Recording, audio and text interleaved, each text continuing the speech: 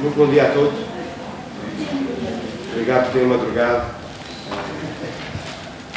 Por cima, um dia relativamente desagradável, mas espero que não deem tudo perdido esse tempo de tirar lá a cama, porque hoje vão ter uma oportunidade diferente de conhecer realmente uma entidade,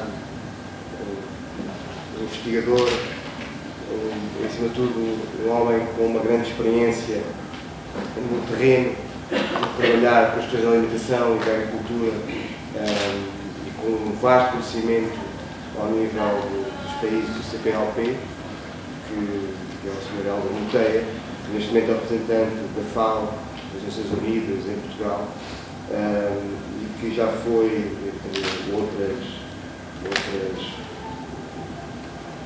da sua vida, já foi Ministro da Agricultura em Moçambique, fez o seu mestrado em Londres e também tem tido vários prémios que têm reconhecido e atestado o seu papel nestas áreas, nestes países. O Sr. Presidente irá fazer a abertura deste pequeno seminário, que acima de tudo é um momento de divulgação também da FAO e de todo o seu potencial para os nossos alunos e para todo o papel que pode mediar. O Sr. Presidente fará a sua apresentação, o Sr. Helder fará depois, o Dr. Helder fará depois a sua exposição e finalizaremos com a Dra. Margarida Pereira, que irá fazer uma pequena apresentação dos projetos que os nossos colegas e os nossos professores aqui da Escola Agrária dinamizam aqui na nossa região. Muito obrigado já da parte do Politécnico ao Dr. Helder por esta amabilidade em nos visitar. Está sempre em sua casa. Obrigado. Ora, bom dia a todos. Agradeço-vos por estarem aqui todos. Queria agradecer. Portanto, para mim é sempre um gosto vir aqui eu vim à Escola Superior de Agrária muitas vezes, mas sempre um gosto de estar aqui convosco, com estes amigos fortes, amigos sinceros, que eu tenho conhecido nestes 5 anos como Presidente do Instituto, e é sempre um prazer estar aqui. Não sou um expert destas matérias, mas sou apaixonado por estas áreas e por todas estas questões. E tenho um enorme prazer em estar sempre aqui. Dr. Helder, é um prazer dizer-lhe que esta é a sua casa. Temos um imenso gosto de ter aqui connosco. Fiquei contente em saber que é de Moçambique, porque é uma terra que eu amo muito. Já fui 6 vezes a Moçambique, em serviço e em passeio. Conheço muito bem o norte. Fiz formação da Universidade Pedagógica de Nampula, dos professores, muitas vezes. Tenho muitos amigos no norte, em Manapo, em Rival, na ilha de Moçambique, onde costumo ir muitas vezes com o Freire Teixeira, um movimento de apoio à ilha. Costumo não ter 6 ou 7 afiliados na ilha de Moçambique. Tudo bem, portanto, fiquei contente de saber que era de Moçambique. E porque é um país que eu gosto, eu amo mesmo, onde eu não me importaria de ir para lá. Acredite, várias vezes o meu amigo Daniel Brito, que agora é governador lá do norte, dessa zona do Monaco, do Rival, do administrador, daquela zona toda, e me diz: Vitor, tens que vir aí. Nós aqui ainda não pude dizer, porque precisamos de uma universidade pública e ainda não temos, e porque é que não crias uma equipa e nos constituir? Muitas vezes me tenho difícil, depois mesmo disse-me isso para um dia possivelmente irei para Moçambique. Gostava muito de ir para Moçambique, mas fico contente de saber isso. Queria também dizer-lhe que esta é uma instituição muito ligada às questões da alimentação, às questões da agricultura. É enorme o percurso histórico, é forte o percurso histórico desta instituição, do Instituto Politécnico, nomeadamente através da sua Escola Superior Agrária, portanto é enorme esse know-how acumulado nesta região, por esta instituição, e dizer que todo esse know-how, todos os recursos que possuímos ao nosso dispor, de tudo o que precisar de nós.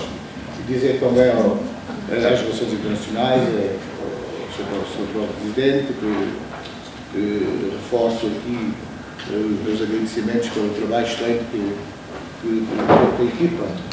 a equipa das Relações Internacionais tem feito neste Instituto, sem dúvida. Conheço aqui publicamente, como faço em muitos outros sítios, o esforço e o trabalho e penso que o Instituto nos últimos tempos tem uma nova visão, uma nova estratégia mais forte sobre a internacionalização que iremos concretizar, com a qual esta Presidência está a disponibilizar todos os meios, todos os recursos, porque acreditamos que a estratégia de internacionalização irá permitir suprir algumas das limitações que têm a ver com os alunos, têm a ver com, digamos, têm a ver com alguma quebra de alunos própria do sistema social e própria do período que nós atravessamos. Portanto, acreditamos nisso, está a ser feito um esforço muito grande e queria agradecer ao Presidente por esse trabalho. E terminar reforçando o que eu disse, Sr. Helder, tudo precisar deste Presidente e tudo precisar desta instituição, conte connosco e um bom trabalho para si. Espero que um dia nos encontremos em Moçambique, lá, a passear também, lá naquela ilha de Moçambique lindíssima, de sonho, não é? Uma manga rosa, lá, o muro da ilha. Muito obrigado, seja bem-vindo. Muito bom dia a todos. Já fui apresentado, sou moçambicano, já foi dito, e espero bem que alguns de vocês tenham a oportunidade de um dia trabalhar em Moçambique. Não sou professor Vitor Carioca, mas também toda a juventude que está a formar-se aqui em Beja, e que certamente vão surgir oportunidades, porque o mundo lusófono está a tornar-se cada vez mais próximo e é importante que esta aproximação resulte também em coisas muito concretas. Eu vou falar de um tema que é a agricultura familiar. Os desafios da agricultura familiar nestes últimos tempos, que é um tema que foi o tema de celebração do ano passado, 2014, mas pela força do tema, ele continua a ser abordado, debatido e aprofundado também ao longo de 2015. Muito embora a FAO tenha identificado um segundo tema para ser, um outro tema para ser celebrado durante 2015, e 2015 é o Ano Internacional dos Solos, que também nos toca, e vamos ter a oportunidade de falar sobre ele, e espero bem que haja essa oportunidade. Mas o mais importante é hoje falarmos da agricultura familiar.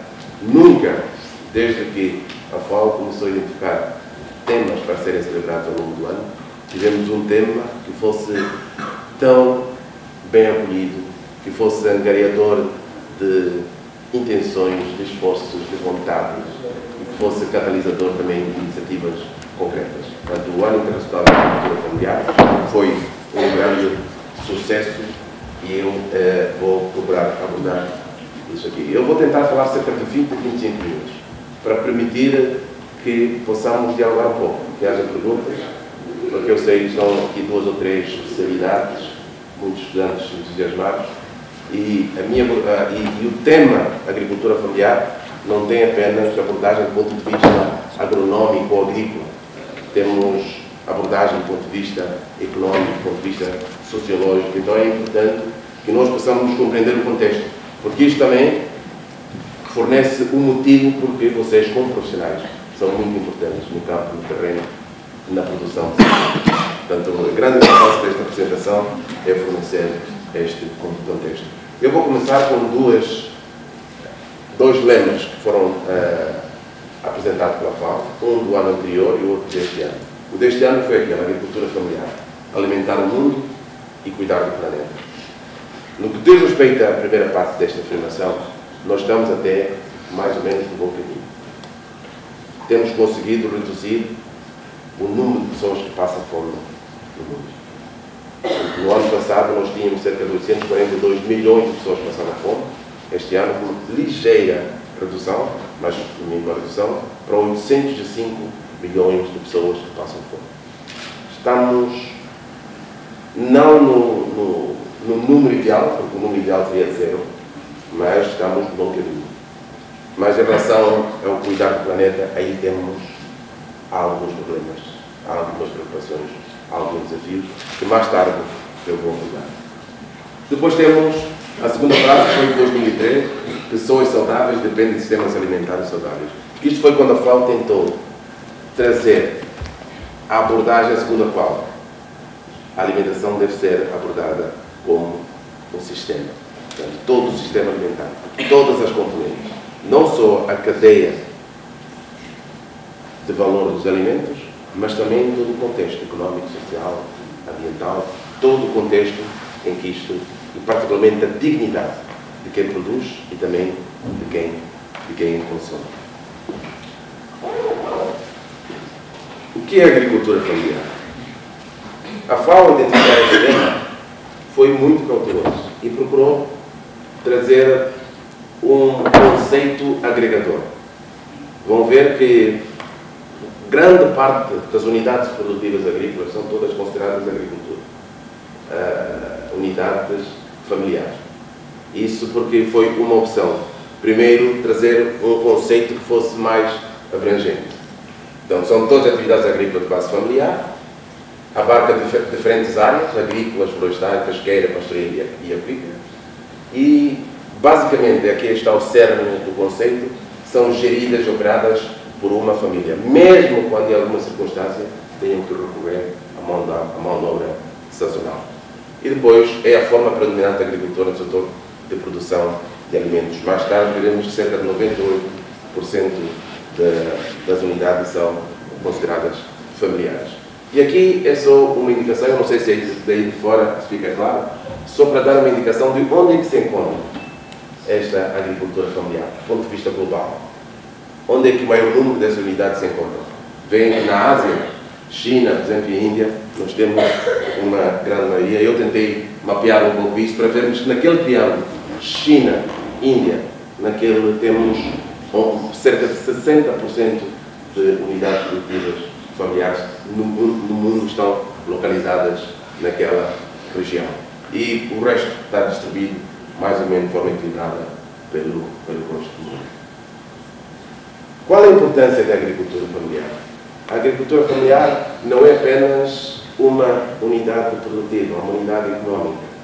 É também uma unidade social. E há pesquisas que demonstram que a forma como nós vivemos, quer no campo, quer na cidade, depende muito da estrutura que foi estabelecida nos primórdios da humanidade pela agricultura familiar. Portanto, a agricultura familiar tem essa característica de ser não apenas um pilar económico, mas também social, ambiental e cultural. Como sabem, muitos dos valores culturais que nós temos são preservados e praticados pela agricultura familiar. E também a relação entre a agricultura familiar e o ambiente é diferenciada. Porque a agricultura familiar está ali, de certa forma, plantada na terra, está sempre a pensar não apenas no lucro, mas em como preservar a base de recursos que a sustenta para as gerações vindouras. Portanto, essa relação privilegiada da agricultura familiar é fundamental. E contribui para a segurança alimentar mundial, mais tarde vamos apresentar alguns números, e é fundamental para a erradicação da pobreza e da fome, preserva os alimentos e dietas tradicionais. Nós aqui falamos muito da dieta mediterrânica, que foi preservada e conservada pela agricultura familiar, que é fundamental, e protege a agrobiodiversidade, já referi um pouco a isso, e também impulsiona as economias locais. É fundamental para as economias locais. E temos aqui alguns factos e alguns números que vale a pena tomar nota, aqueles que gostam de tomar uma nota, mas esta apresentação depois estará disponível. Portanto, para quem quiser, não precisam de correr a tomar nota.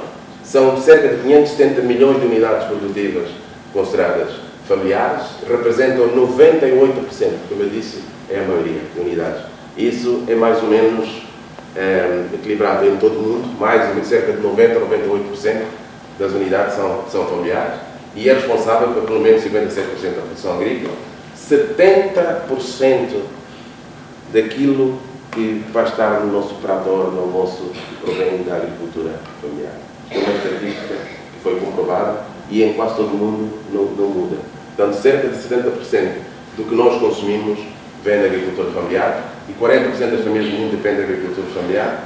Temos 1.500 milhões de pessoas que estão envolvidas na agricultura familiar e este é um dos motivos que fez com que este tema fosse celebrado. O efeito da agricultura familiar na oferta mundial de alimentos, o desenvolvimento rural, tem sido subestimado.